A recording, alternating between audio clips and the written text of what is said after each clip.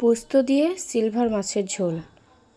প্রথমে পোস্তটা সিলে বেটে নিলাম, এরপর মাছ ভাজা তেল, আরও কিছু তেল দেওয়ার পর একটু কালো জিরে দিয়ে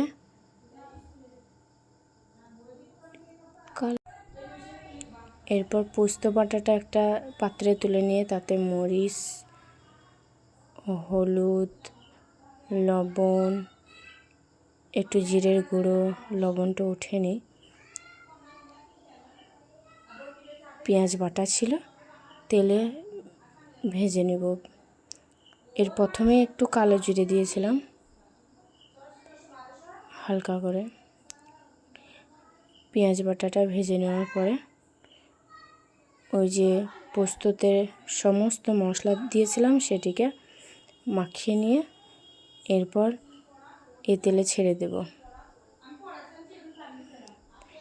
ভালো করে কষিয়ে নেব। ভালো করে কষিয়ে নেওয়ার পরে সিলভার মাছগুলোকে ভেজে রেখেছিলাম, দুটো কাঁচা লঙ্কা ফেলেছি, এই যে সিলভার মাছগুলোকে ভেজে রেখেছি। এবারে কষা মশলার উপরে মাছগুলো ভালো করে একটু নেড়েচেড়ে কষে নেব।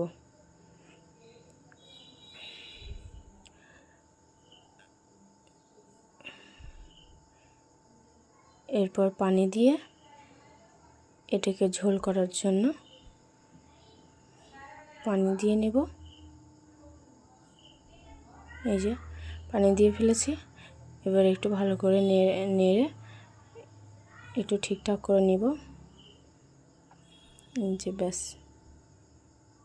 এবার ফুটে গেলে চড়বড়ি একটু ফুটে যাবে, তারপর হয়ে যাবে সিলভার মাছের পোস্তের ঝোল।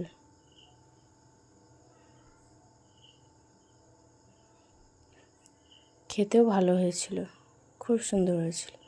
আর মাছটার ওজন ছিল প্রায় 2 কিলো। আমি অর্ধেক নিয়েছি।